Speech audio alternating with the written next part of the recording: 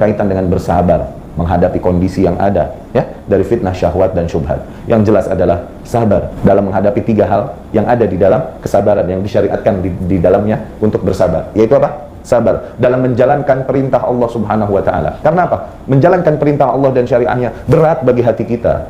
Oke? Satu, merepotkan. Puasa setahun sebulan kan repot, ngapain? Nahan lapar, haus.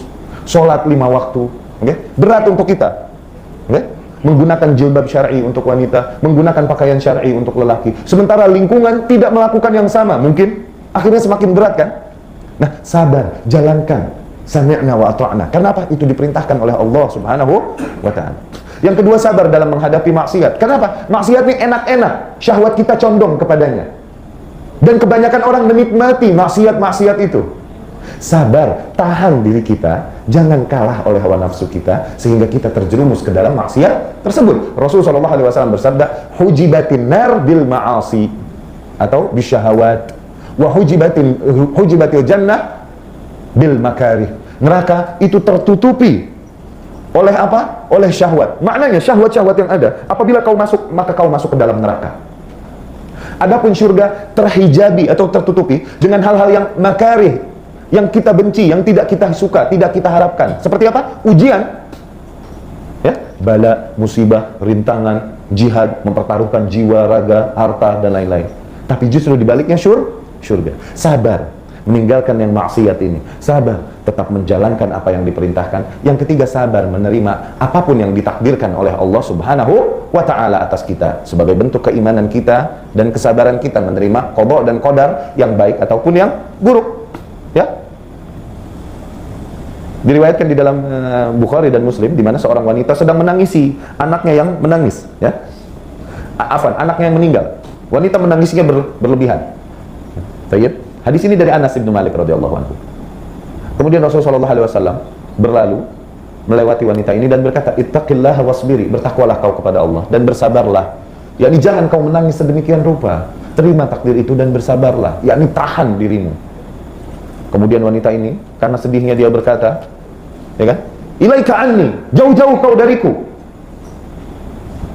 Innaka khilwun, sesungguhnya kau tidak terkena mimma btulit, tidak terkena apa yang aku sedang tertimpa.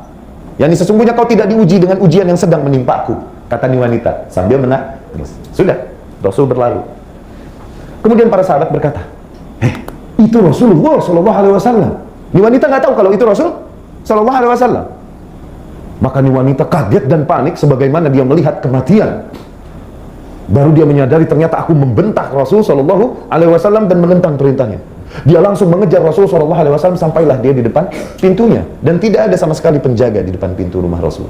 Kemudian Rasul pun ada dan dia berkata, inni lam a'rifak, aku tidak tahu kalau itu engkau ya Rasulullah.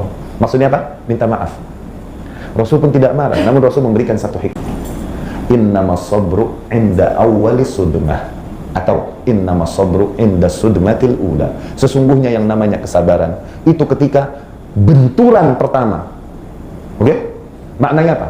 Yang namanya sabar adalah ketika kau dapat menahan dirimu ketika musibah baru saja menimpamu. Kau tahan dirimu, jangan sampai kau menyikapi musibah ini dengan tindakan-tindakan yang melanggar aturan Allah Subhanahu wa ta'ala, seperti mengeluh berlebihan, apalagi mengeluhkan takdir, mengatakan ini tidak adil, this is not fair, suka begitu kan?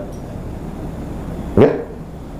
Maka dari situ Imam Ahmad rahimahullah pun seringkali dia mendoakan kerahmatan kepada seorang pencuri yang dipenjara bersama dengannya ketika itu.